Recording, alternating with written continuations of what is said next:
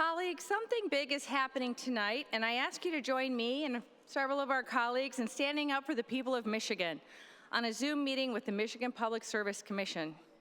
The MPSC is considering a request for an expedited ex parte, meaning private, secret, and super fast, only a few days of consideration, proceeding in case U21990. The data center for the contract being considered between DTE and a billionaire corporate data center is in District 15, whose senator I greatly respect.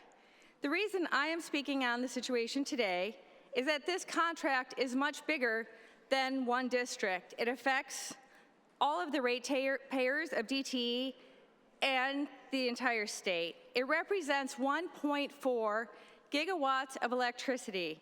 That's 25% of the current usage in Michigan and enough to power 1.5 million homes. The largest power consumption increase in the history of Michigan or the country. It is history and precedent in the making. It is the job of the Attorney General to stand up for the people of the state and make sure that their interests are protected.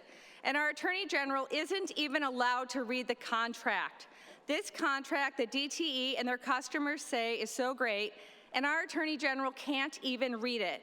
She has asked for a contested proceeding. I support her request and ask that you join me in supporting that request.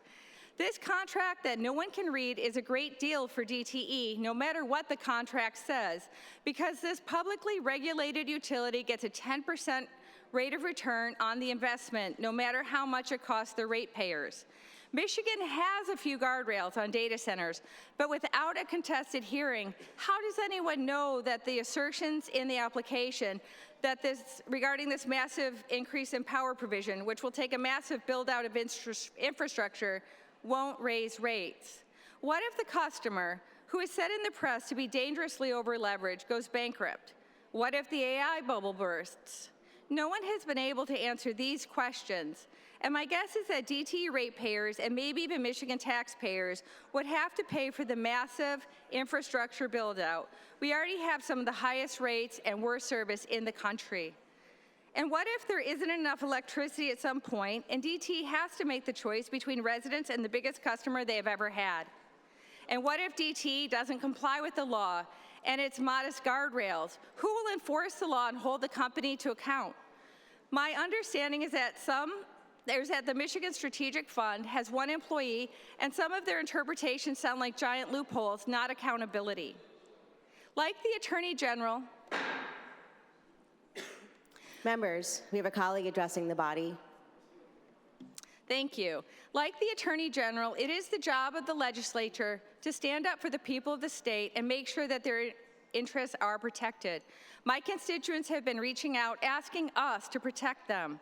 Across the country, utilities like DTE and their billionaire data center customers have poured thousands of dollars, maybe millions, into campaign funds and dark money PACs of legislatures and elected officials. The people know that. It disgusts them. It scares them. The people of this state need us to make decisions based on their interest. They and we need a contested process to ensure that all relevant information is considered. The MPSC is holding a public session tonight on Zoom.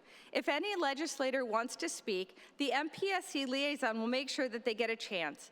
I and some of our colleagues will be there asking for a contested proceeding. I hope you will join us. You will be in good company. You will be with the people. Thank you.